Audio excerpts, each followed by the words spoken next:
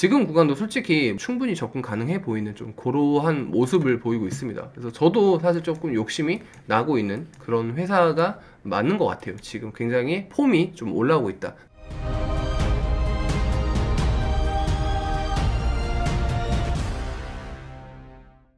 한국전력을 눈여겨봅니다. 그래서 한국전력 쪽을 조금 집중적으로 좀 분석을 하도록 하겠습니다.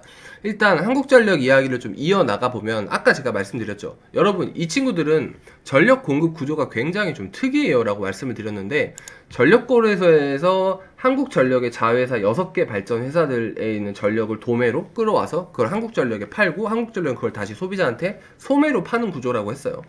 자, 그럼 여기에서 문제가 하나 생기는데, 제가 한국전력 최근 사업보고서에 요약 재무현황을 그럼 가져와 볼게요. 자, 그럼 59기가 2019년도 분이고요. 60기가 2020년도 분이고 21년도 분이 61기가 될 겁니다. 자, 60기는 작년이에요. 2020년은 다들 아시다시피 유가가 마이너스였죠. 유가가 세상에나 0달러도 아니고 마이너스였던 시절이 있었습니다. 기름을 사면 누가 나한테 돈을 줘? 내가 기름을 사면 돈을 법니다. 뭐 그러한 미친 가격이 있었어요. 다시 한번 좀 기억을 되듬어 보면, 네, 요런 시절이 있었습니다. 마이너스 40불까지 갔었던, 내가 기름을 사면 단위당 40달러로 준다고, 요런 시절이 있었는데 최근에 많이 올랐죠. 지금 60달러, 70달러 이 선에서 좀 움직이고 있어요. 그리고 이게 조금 더 오를 기미도 보이고 있는데, 심지어는 와, 그러면 한국전력이 60기에 영업이익이 났었던 건 다 오로지 저거란 말이죠. 유가가 하락을 해서 원자재 가격이 일시적으로 좀 수혜를 굉장히 많이 받은 거예요. 그래서 한국전력이 저 때는 영업이익이 나올 수 있는 회사였는데, 59기랑 61기랑 그 이전 기수들을 보면 정부가 정책을 펼치는데 회사가 얼마나 치명적인지 실감을 할 수 있게 됩니다.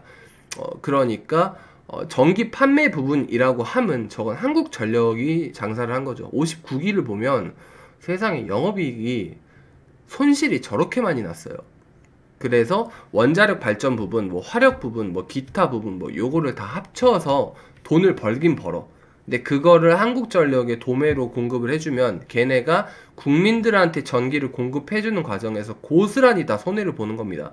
그러니까 한국전력의 자회사들이 돈을 열심히 잘 벌었는데도 불구하고 정부에서 야, 국민 전기세 부담되니까 무조건 싸게 줘. 니네는 회사 말아먹든 말든 모르겠어. 뭐 이렇게 이야기를 하니까 그 전기요금 때문에 오로지 국민만을 바라보는 그것 때문에 회사가 좀 망가지고 있죠.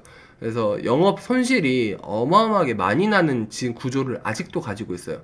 60기는 유가 때문에 일시적으로 영업이익이 상승했다고 말씀을 드렸는데, 61기를 보시면 영업 손실이 다시 나고 있죠. 그러니까 다시 그게 반복이 되는 겁니다. 자회사들은 돈을 열심히 벌지언정 어쩔 수 없죠. 한국전력은 손해를 봐야 돼. 왜냐면 국민한테 전기를 무조건 싸게 줘야 되거든. 그래서 한국전력이 망해가고 있는 겁니다.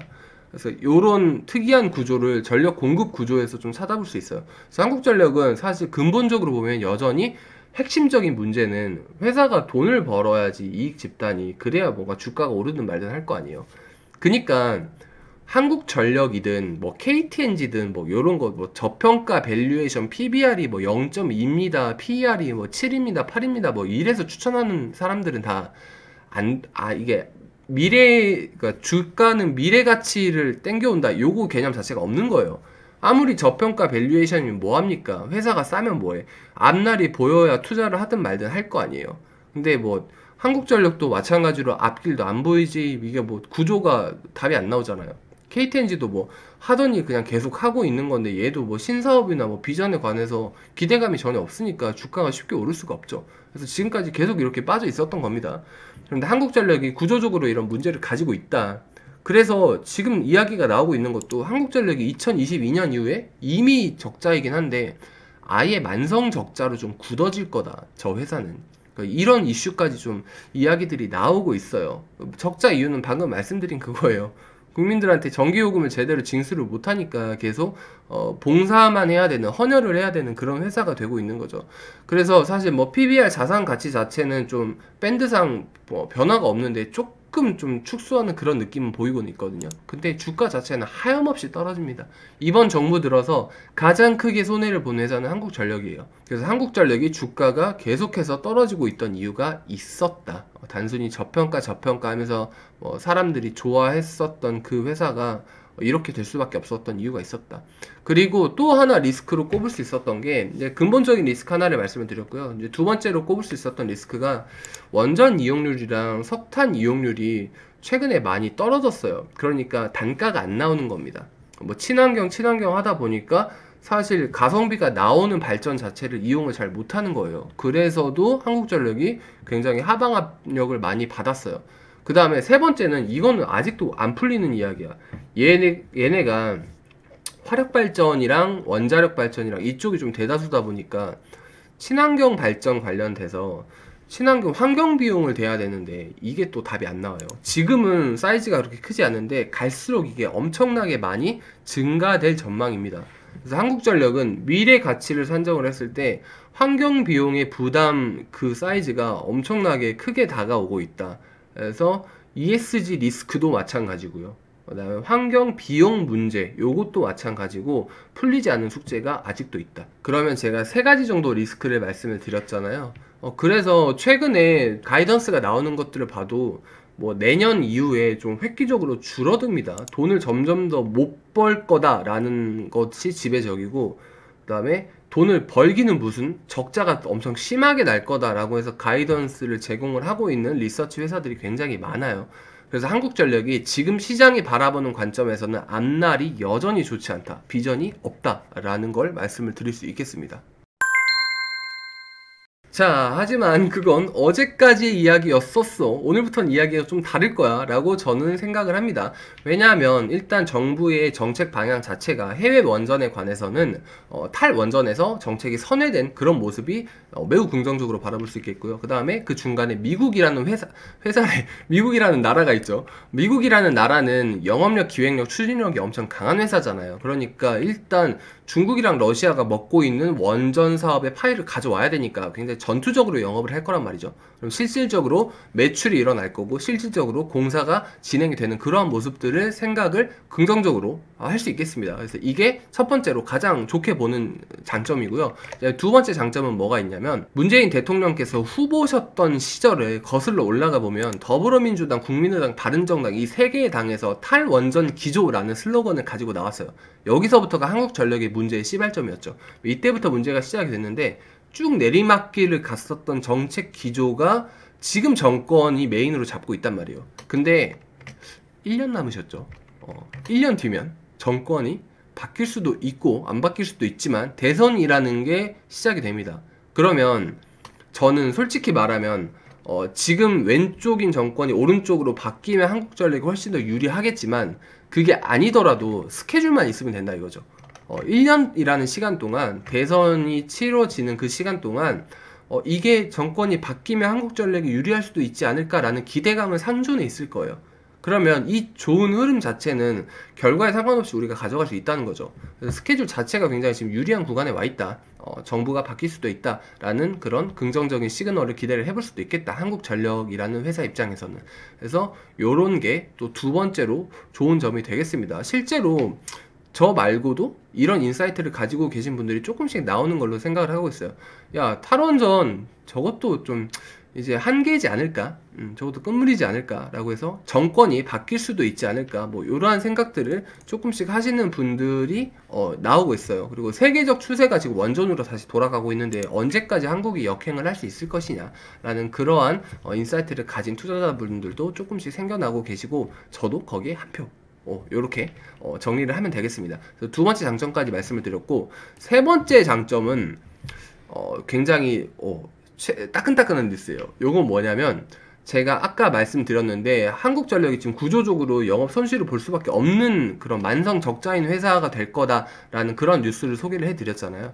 근데 최근에 1분기 실적을 보면 그래도 어느 정도 조금 실적은 챙겨가고 있는 모습입니다. 그래서 그런 부분을 긍정적으로 바라보는 가운데서 좋은 뉴스가 있어요. 뭐가 좋은 뉴스냐면 탈원전 비용을 한국전력이 그동안 부담을 했었던 거를 국민이 낸 전기 요금으로 이렇게 기금을 조성을 해서 그걸 한국전력한테 비용 보전을 해주겠다. 그 규모가 1조 4천억 원 정도 된다.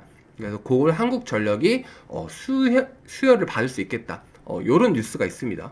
굉장히 좋죠. 한국전력이 그동안 깡으로 영업 손실 났었던 그런 비용 중에 지금 1조 4천억 정도를 세이브를 할 수 있는 거예요. 이 기금은 아마 한국수력원자력 이쪽 한국전력 자회사로 수혈이 되겠죠. 그러면 요렇게 일회성으로 그 자금이 들어올 수도 있고, 요게 다음 버전도 또 기금이 조성돼서 나올 수도 있고, 요거 자체가 나왔단 말이 뭐냐면 그림이 좀 이상해지잖아요. 정부가 국민을 위해서 야 내가 너네 전기요금 싸게 해줄게 이렇게 해놓고 막상 이제 탈원전 비용 때문에 이제 한국전력이 손실이 나다 보니까 정부도 이거를 감당이 안 되거든. 그러니까 다시 국민이 낸 전기요금으로 기금을 조성을 해서 다시 한국전력에 보전을 해주는 뭐 이상한 조삼모사가 되고 있는데, 요거가 한번 나온 이후로는 함부로 한국전력을 핍박을 못할 거란 말이죠. 그동안 얘가 탄탄한 줄 알고 계속 패가지고 국민들한테 야 내가 전기요금 싸게 해줬어 막 이렇게 했는데, 요게 지금 시간이 지나고 나서 뚜껑을 열어보니까 이게 아니더란 말입니다.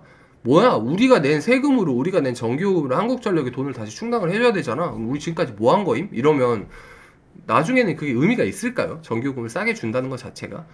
조선모사도 한계치가 있다고 생각을 하기 때문에, 그래서 정책이 대한민국 내부적으로도 한국전력에 좀 유리한 쪽으로 가지 않을까라고 그렇게 생각을 해봅니다. 그럼 너 한국전력 언제 들어갈래? 근데 아시는 분이 자꾸 한국정력 이러시더라고요. 한국전력입니다. 자, 한국전력을 보면은 요게 요렇게 되고 있죠.